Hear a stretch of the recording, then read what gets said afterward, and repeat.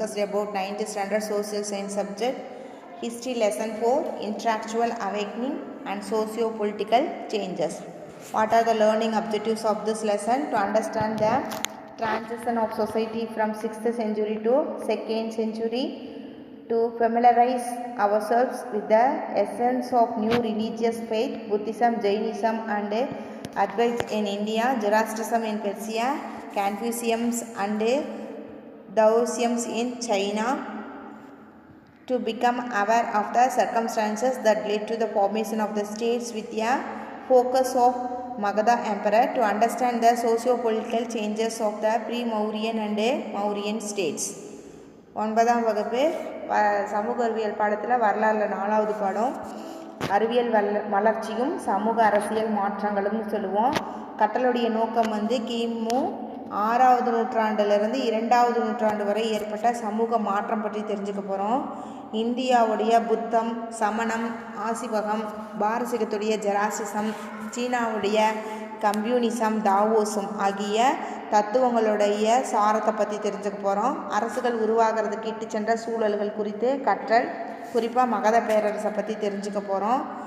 அடுத்தது மௌரியர் காலத்துக்கு முன்னாடியும் மௌரியர் கால ஆட்சியிலும் நிகழ்ந்த சமூக அரசியல் மாற்றங்களை பற்றி தெரிஞ்சுக்க போகிறோம். ஓகேவா? Now introduction of this lesson.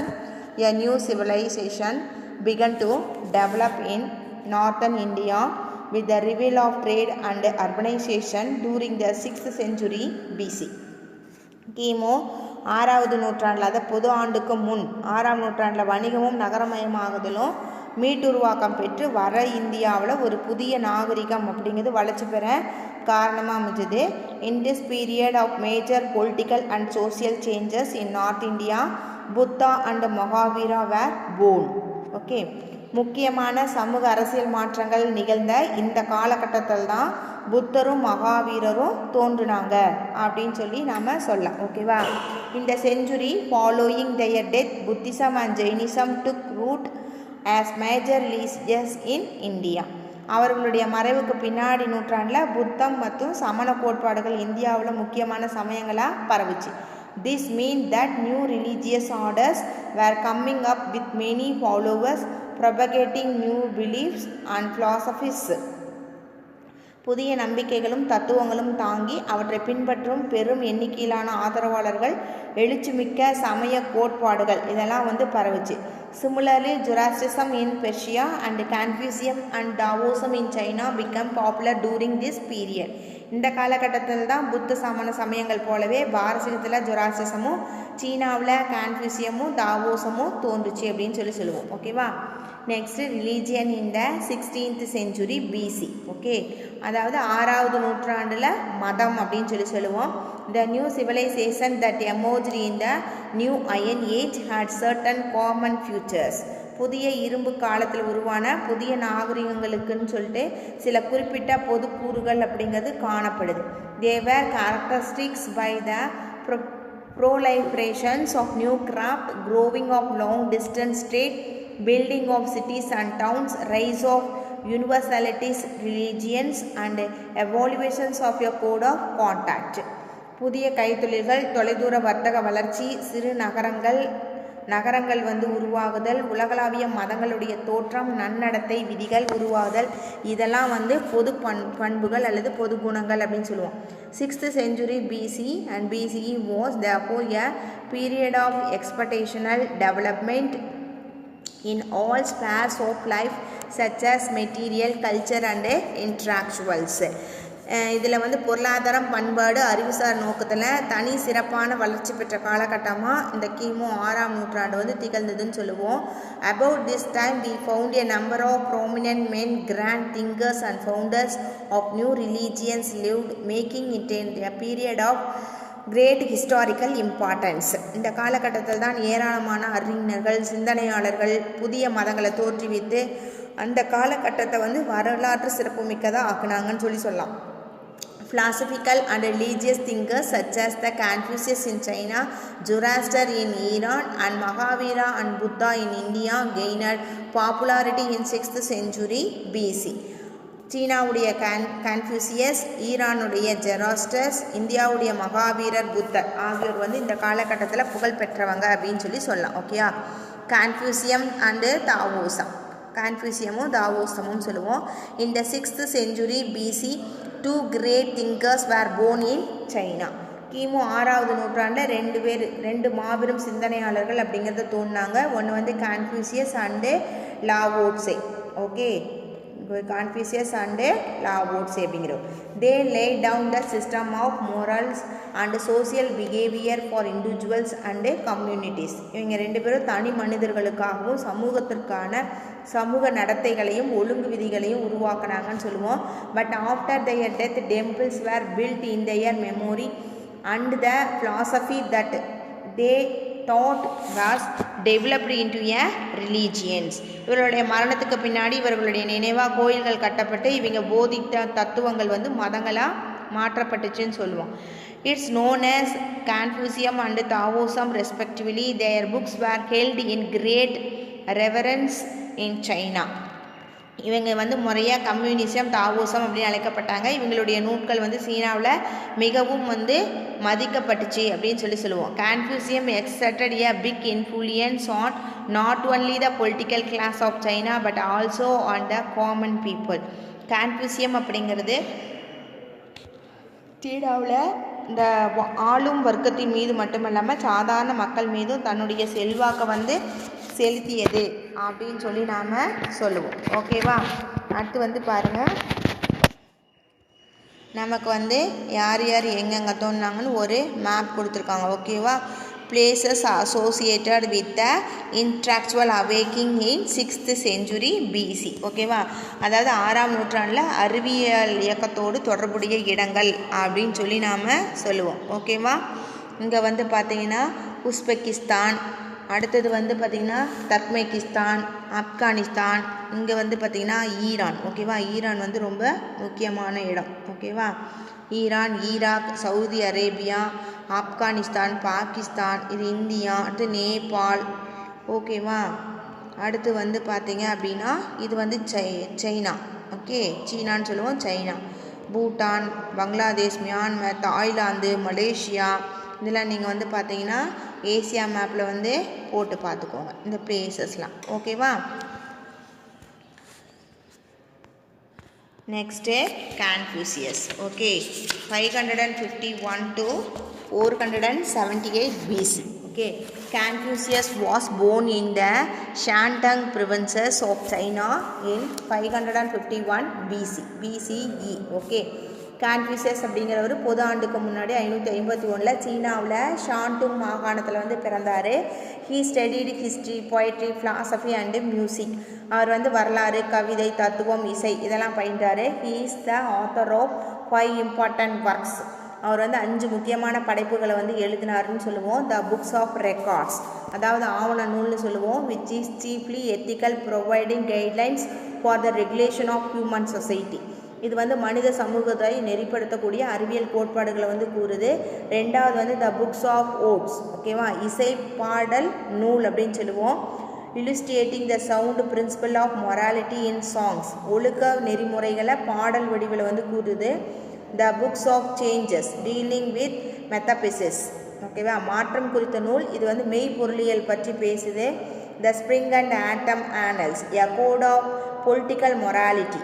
இது இளவேனிலும் இலையுதிர் காலமும் சொல்லுவோம். இது அரசியல் ஒழுக்க நெறியை பற்றி கூறுது. The book of history, narrating the events and legend of the early religious of China. இது வரலாற்று நூல். சீனாவில் பண்டைய மதங்கள் மற்றும் நிகழ்வுகள், புராண கதைகளை பற்றி கூறுது அப்படின்னு சொல்லி நாம் சொல்லுவோம். ஓகேவா. 5 cardinal principles of Confucius ethics. கன்ஃபூசியஸோட 5 முக்கியமான கொள்கைகள். ஹியூமனஸ், மனித தன்மை. ரைட்டனஸ், நேர்மை. ப்ராப்பர்ட்டி, நன்னடத்தை. விஸ்டம், மெய் அறிவு. ட்ரூத் வர்த்தினஸ், நம்பக தன்மை. Confucius said that wisdom growing from this family and that the foundation of society in the disciplined individuals in orderly family, in an orderly family. அதான் மெய்யறிவு அப்படிங்கிறது குடும்பத்திலிருந்து தான் வளரும் அப்படின்னு சொல்லி கன்ஃபியூசியஸ் சொல்லியிருக்காரு. ஒரு ஒழுக்கமான குடும்பத்துடைய கட்டுப்பாடு மிக்க தனிநபர் தான் சமூகத்துடைய அடித்தளம் அப்படின்னு சொல்லி சொல்கிறார். ஓகேவா?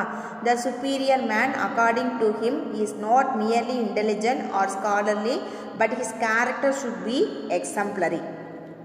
அதாவது அவரை பொறுத்தவரையிலும் மேன்மையான மனிதர் அப்படிங்கிறவர் வெறும் அறிவாளியாகவோ அறிஞராகவோ மட்டும் இல்லாமல் முன்மாதிரியான நடத்தை கொண்டவராக இருக்க வேணும் அப்படின்னு சொல்லி சொல்கிறார். The superior man of Confucius possesses 3 virtues intelligence, courage and goodwill. Confucius வந்து மேன்மையான மனிதர் அப்படின்னு யாரை சொல்கிறாருன்னா புத்திசாலித்தனம், துணிச்சல், நல்லெண்ணம், அந்த 3 பண்புகளையும் கொண்டவர் தான் மேன்மையான மனிதர் அப்படின்னு சொல்லி சொல்கிறாரு. தோ Confucius instead on children obeying parents and wife or husband, he also clearly proposed that when the command is wrong, a son should resist his father and a minister should resist the prince. Okay, அதாவது வந்து குழந்தைகள் வந்து பெற்றோருக்கு கீழ்ப்படியணும், மனைவி கணவனுக்கு வந்து கீழ்ப்படியணும் அப்படின்னு கன்ஃபியூஸ் வலியுறுத்தினாலும் உத்தரவு தவறென்றால் ஒரு மகன் தனது தந்தையை வந்து எதிர்க்க வேண்டும், ஒரு அமைச்சர் வந்து அரசரை வந்து எதிர்க்கணும் அப்படின்னு சொல்லி தெளிவாக முன்மொழிகிறார் அப்படின்னு சொல்லலாம். When asked about the government, he said that there are 3 requisites for it. There should be sufficiency of food, sufficiency of military equipments and confidence of the people in their role. அதை குறித்து அவரிடம் கேட்டபோது ஒரு அரசுக்கு வந்து 3 விஷயங்கள் வந்து ரொம்ப முக்கியமானது. நாட்டில் வந்து போதுமான உணவு இருக்கணும், போதுமான இராணுவ தளவாடங்கள் இருக்கணும், மக்களுக்கு தம் ஆட்சியாளர் மீது நம்பிக்கை அப்படிங்கிறது இருக்கணும் அப்படின்னு சொல்லி சொன்னார். ஓகேவா? அடுத்தது வந்து தாவோசம். Lao Tse, the greatest of the three Confucius philosophers, was 53 years older than Confucius. கான்ஃபியூசிய காலகட்டத்துக்கு முந்தைய தத்துவ ஞானிகளை தலை சேர்ந்தவர் வந்து லாவோ ட்சே அப்படின்னு சொல்லுவோம். இவர் கான்ஃபியூசியஸை விட 53 வயசு வந்து மூத்தவர் அப்படின்னு சொல்லுவோம். Lao Tse was born in 604 BC. Lao Tse அப்படிங்கிறவர் கிமு 604 வந்து பிறந்தார். Disgusted with the intrigues of the politicians and the prevailing corruption of his time, he left China to live in a peaceful abode. அந்த காலகட்டத்தில் அரசியல்வாதிகளுடைய முறைகேடு, ஊழல்கள் ஆகியவற்றெல்லாம் மனம் வெறுத்த அவர் வந்து நாட்டை விட்டு வெளியேறி ஒரு உறைவிடத்தில் வந்து அமைதியாக வந்து வாழ்ந்தார் அப்படின்னு சொல்லுவோம்.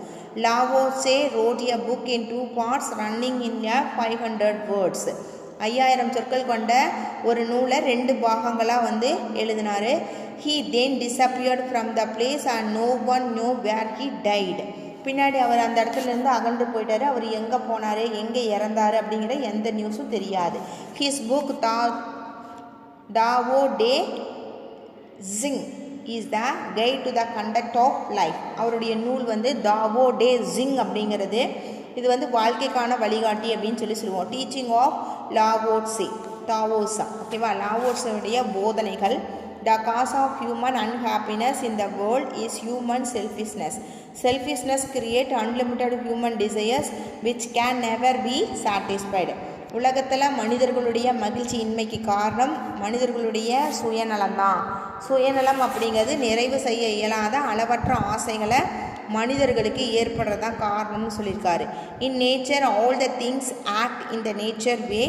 The law of human conduct must correspond with nature. இயற்கையில் அனைத்துமே இயற்கை வழியில் தான் இயங்குகிறது. மனித நடத்தைகளுக்கான விதி வந்து இயற்கையோடு பொருந்திருக்கணும் அப்படின்னு சொல்கிறார். ஓகேவா? இவர் தான் வந்து பார்த்தீங்கன்னா லாவோ ட்சே. ஓகேவா? லாவோ ட்சேவுடைய ஃபோட்டோ இதுதான். ஓகேவா? அடுத்தது அவர் வந்து பார்த்தீங்கன்னா humans live in a life under the regulation of someone. This is because they have acquired knowledge and have not remained innocent. On the basis of their acquired knowledge, they have built up an urban civilization and have made themselves unhappily. மனிதர்கள் வந்து யாரோ ஒருத்தர் ஒழுங்குபடுத்திய ஒரு வாழ்க்கையை வந்து வாழ்கிறார்கள். அறிவை பெற்ற மனிதர்கள் வந்து தமது களங்கமில்லாத தன்மையை வந்து இழந்தது தான் இதுக்கு காரணம். தமது திரட்டப்பட்ட அறிவினை கொண்டு அவர்கள் ஒரு நகர நாகரிகத்தை ஏற்படுத்தி தம்மை தாமே வந்து என்ன பண்ணுறாங்க, மகிழ்ச்சியற்றவர்களாக ஆக்கிக்கிட்டு இருக்காங்க அப்படின்னு சொல்லி யார் சொல்கிறாரு? லாவோ ட்சே அப்படிங்கிறவர் சொல்கிறார். ஓகேவா? Next, Zoroastrianism. Okay, Zoroastrianism is one of the oldest rebel world religions. Okay, நாம் அறிந்த மிக பழமையான உலக மதங்களில் Zoroastrianism அப்படிங்கிறது ஒன்று. It remained as the state religions of three great Iranian empires which flourished from the 6th century BC and dominated much of the Middle East. அதாவது கிமு 6ஆம் நூற்றாண்டில் செழித்தோங்கி மத்திய கிழக்கில் வந்து பார்த்தீங்க அப்படின்னா ஆதிக்கம் செலுத்திய 3 மாபெரும் பாரசீக பேரரசு அரச மதமாக இருந்துச்சு அப்படின்னு சொல்லி நாம் சொல்லலாம். ஜொராஸ்டர் ஆஃப் பெர்சியா இந்த ஃபவுண்டர் ஆஃப் ஜொராஸ்ட்ரிசம். பாரசீகத்தை சேர்ந்த ஜொராஸ்டர் அப்படிங்கிறவர் தான் வந்து இந்த ஜொராஸ்டர் மதத்தை வந்து தோற்றுவித்தார் அப்படின்னு சொல்லி நாம் சொல்லலாம். ஓகேவா? Zoroaster was pained to find his people worshipping primitive deities.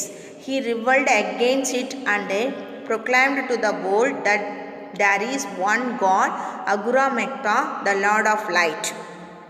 அவர் வந்து மக்கள் வந்து மிக பழங்காலத்துக்கு கடவுள்களை வணங்குவது கண்டு வேதனை உற்று அதுக்கு எதிராக ஒரு கிளர்ச்சி பண்ணார். அவர் வந்து ஒளி கடவுளான அசுரமஸ்தா அப்படிங்கிறது தான் உலகத்தில் ஒரே கடவுள் அப்படின்னு சொல்லி பிரகடனம் அப்படிங்கிறத செஞ்சார். சரியா?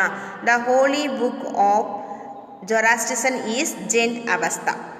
ஜொராஸ்டர்களுடைய புனித நூல் வந்து ஜென்ட் அவஸ்தா அப்படின்னு சொல்லுவோம். It is a collection of sacred literature of different effects containing religious hymns, invocations, prayers, confessions, laws, myths and sacred reminiscences.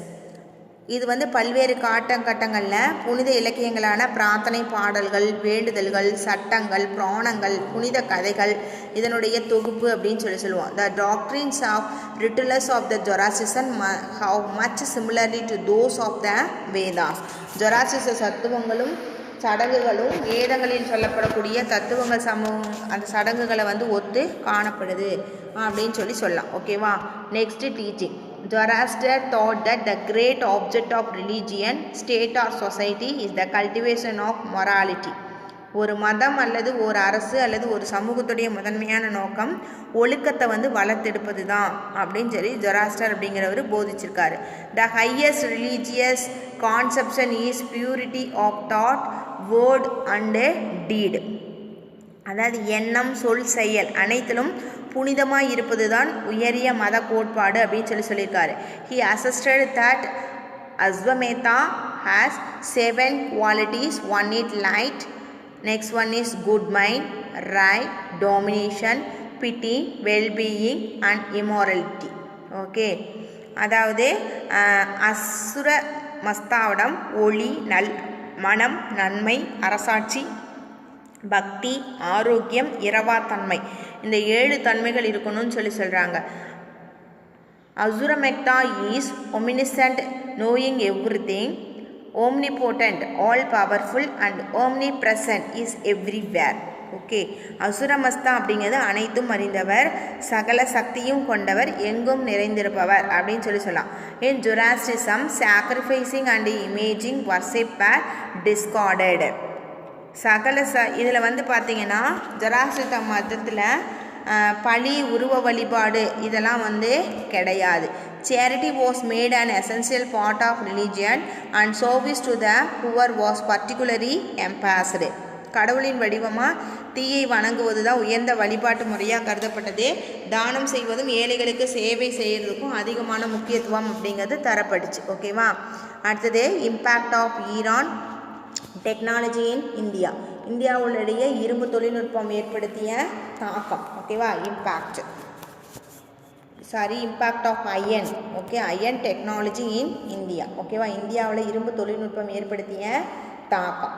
In the Gangestic Valley, people learned to produce crops more than that was required for subsistence. Ganga சமவெளி மக்கள் வந்து தங்களுடைய உணவு தேவைகளை விட அதிகமாக அளவில் வந்து பயிர்களை உற்பத்தி செய்ய அறிஞ்சு கொண்டாங்க. So another section of people took up some professional crafts as their livelihood. மற்றொரு பகுதி மக்கள் வந்து வேறு சில கைத்தொழில்களை மேற்கொள்ள வாய்ப்பு கிடைச்சிச்சு. Like the farmers, these craftsmens also had